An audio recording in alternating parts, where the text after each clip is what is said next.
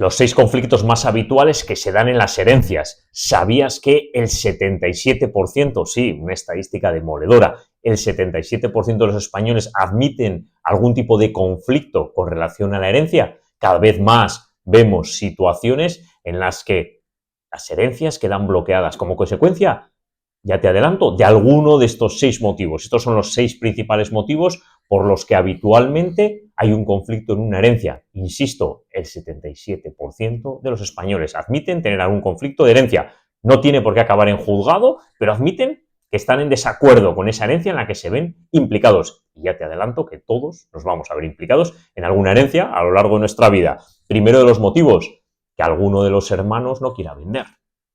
Motivo número 1.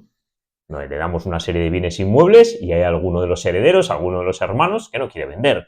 Soluciones para desbloquear esa herencia dependerá si tenemos o no mayoría. Si tenemos mayoría, nos podemos ir a una notaría, RITMA, a nombrar o a solicitar que se nombre un contador partidor dativo para que desbloquee la herencia. Pero si no tenemos mayoría y hay un bloqueo en la herencia por igualdad de partes, no nos queda otra que irnos a un procedimiento judicial. ¿Cuál sería la solución más sencilla? Uno, pues comprarle a ese coheredero, el resto de herederos, pues su parte, o dos, vender a un tercero y repartir. Pero a veces no nos queda otra que o bien desbloquear vía notaría o bien desbloquear a través del juzgado. Segundo conflicto, que hay uno heredero o algunos herederos que sospechan que se ha manipulado al fallecido. Caso muy habitual.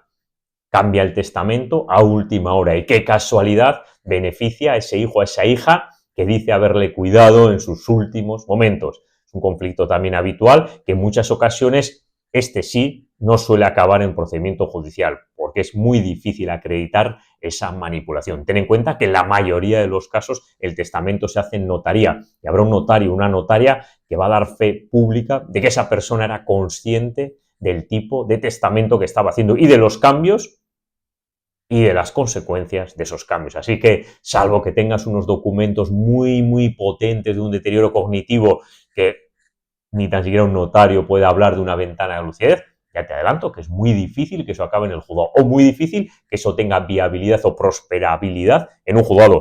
Tercer motivo de conflicto, desheredar a uno de los hijos. ¿En cuántas ocasiones se quiere tomar esa decisión? Quiero desheredar a este hijo, a esta hija. Problema, ¿dónde resides? Si resides en territorio común, en la mayoría de las comunidades autónomas, donde no hay derecho foral, desheredar se ha vuelto prácticamente en una quimera, se ha vuelto en algo realmente complejo. Casi decimos a veces los abogados que tiene que haber un delito de por medio. Es verdad que el Tribunal Supremo amplía este motivo de desheredación al maltrato psicológico y lo considera un maltrato de obra, pero es realmente complicado en estas situaciones acreditar ese maltrato psicológico y que realmente pueda tener unas consecuencias jurídicas en la desheredación. Cuarto motivo, no estar de acuerdo con la valoración de los bienes. Sí, en muchas ocasiones hay disconformidad entre los herederos sobre cuál debe ser la valoración que debemos dar a los bienes y esto genera un conflicto importante. Habrá que ver, nombrar tasadores y determinar cuál es el valor real, porque eso también tendrá su incidencia en el pago del impuesto de sucesiones. Un quinto motivo, problemas con relación a la empresa familiar. Cuando lo que se hereda es una empresa familiar, aquí o tenemos un protocolo familiar bien redactado y ajustado a las necesidades de nuestra empresa, o ya te adelanto que el tema de las empresas familiares suele ser un motivo de conflicto en las herencias. ¿Quién sigue con la dirección? ¿Quién va a llevar la parte ejecutiva? ¿Quién se va a encargar de los temas económicos? Protocolo familiar aquí se vuelve indispensable. Y sexto motivo, que hay alguno de los coherederos que no pueda pagar el impuesto. Y esto a veces genera discrepancias y bloqueos y retrasos en la tramitación de una herencia.